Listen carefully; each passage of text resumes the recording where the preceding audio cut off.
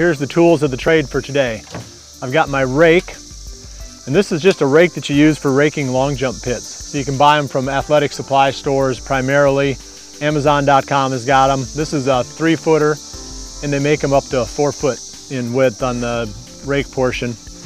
I've got my bag of wild game buffet, Frigid Forage wild game buffet. That's what I'm going to plant in this plot today. This will do a 1/2 acre, and the plot is about 1/4 acre. So we're going to overseed it a little bit. We're not going to overseed it, 100% over, but we'll probably do about a 50% overseed rate, just because we know we're going to have a little bit of trouble getting seed to soil contact with all the residue that's still going to be left when we're done. I mean, it's one thing if you can till it and then broadcast. It's another thing when you've got to go almost no till, because you just aren't going to get as good a germination that way as you would if you were actually tilling it or drilling it into the ground.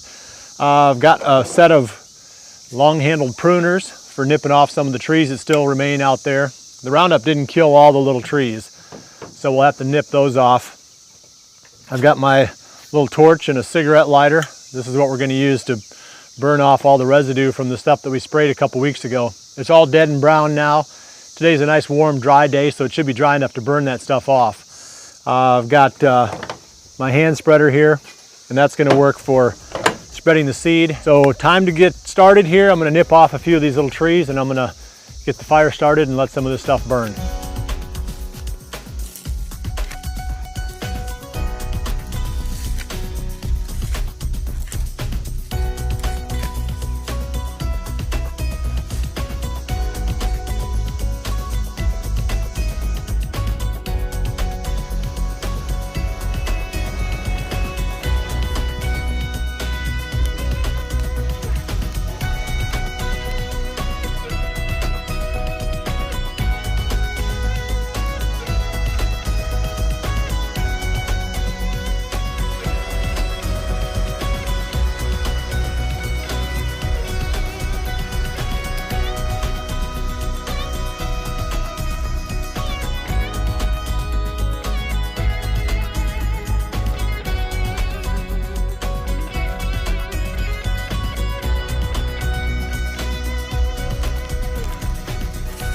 We got that fire started and it's burning about perfectly.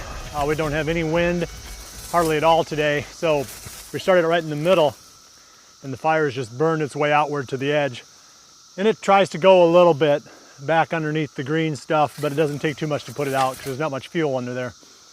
So pretty much it stayed contained right in this little plot and hasn't caused too much stress for us. But that's the one thing, of course, you risk with fire is that it gets out of control. But when you burn this time of the year, there's just not a lot of dry fuel out there, so it's not going to go too far if it does escape the perimeter of your food plot.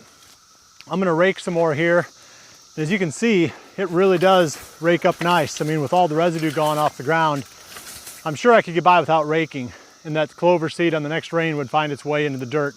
But it does help the seed to soil contact just a little bit to rough it up and give it a little bit of texture, so that seed's got a little bit easier place to fall into. So I'm going to catch that little spot burning back in the woods right here. Keep raking, and we'll be putting the seed out here in about, half an hour, I'll bet.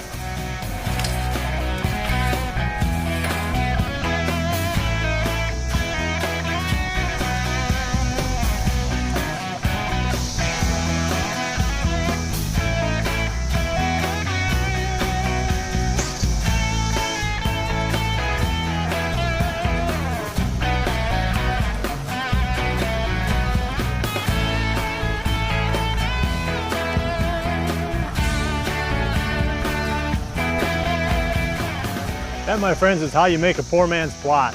This is the third one we've done on this farm, and this one's turned out the best for sure of all 3 of them.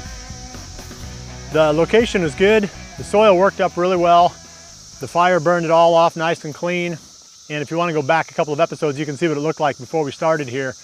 I'll show you in some of the early episodes when Midwest whitetail fire's back up again in August what this thing looks like during the summer. We'll film it and we'll document it, and hopefully we don't get a drought like we've had the last 2 years. Being up on a little ridge top like this, it'll drought out pretty easy if we don't get the rains. Seed is down. We're supposed to get some rains tonight. In fact, they're calling for locally heavy rains, so we should have no trouble soaking this in, getting all the seed kind of worked down into the soil. Everything looks perfect. I'll be looking forward to seeing what this thing looks like in a couple of weeks. I'm sure I'll have a bunch of little clover popping up in here.